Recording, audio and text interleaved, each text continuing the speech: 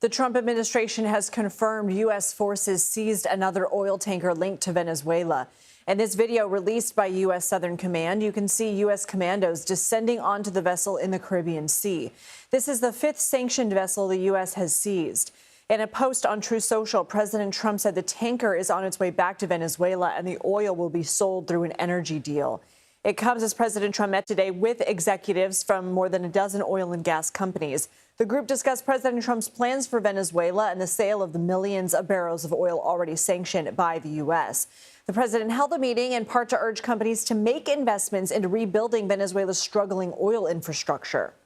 All of the companies here today are going to be treasured partners in bringing the nation of Venezuela back to life, restoring its economy, and generating great wealth for their companies and for their people, and also great wealth for the American people, and tremendous wealth for the companies that are going in. The companies that are going in, and if you don't want to go in, just let me know, because I got 25 people that aren't here today that are willing to take your place. CBS News White House reporter Aaron Navarro joins me now. Aaron, the president said he wants speed and quality, and the oil companies seemed to be open to it, but some did seem a little skittish. What is it that the president wants them to do?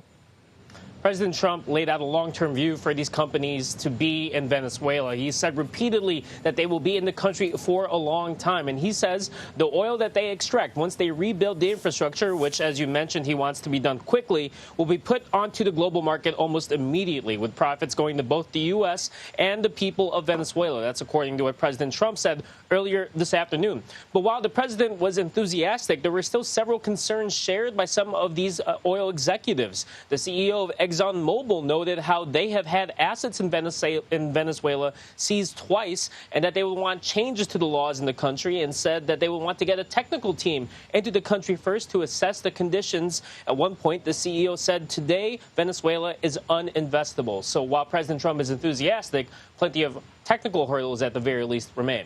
The president also said the U.S. is making moves to acquire Greenland. What did he say? He portrayed the U.S. taking over Greenland as a matter of national security, saying that if the U.S. does not do it, Russia or China will beat them to it. Here's more of what he said in the East Room earlier this afternoon. We are going to do something on Greenland, whether they like it or not, because if we don't do it, Russia or China will take over Greenland. I would like to make a deal, the easy way, but if we don't do it the easy way, we're going to do it the hard way. Ask why the U.S. needs to own Greenland, since the U.S. already has a military base in that country. President Trump says the U.S. would defend it differently since it would be a territory and not just a lease that the U.S. has. What did the president say about the latest in Minneapolis? On whether the FBI should share intelligence with Minnesota authorities, President Trump said he would normally support that, but called those Minnesota law enforcement officials, quote, crooked officials, citing allegations of fraud done by Somali citizens in the state. He did not seem to address the latest video that came out today that the vice president has been amplifying. Aaron Navarro, thank you.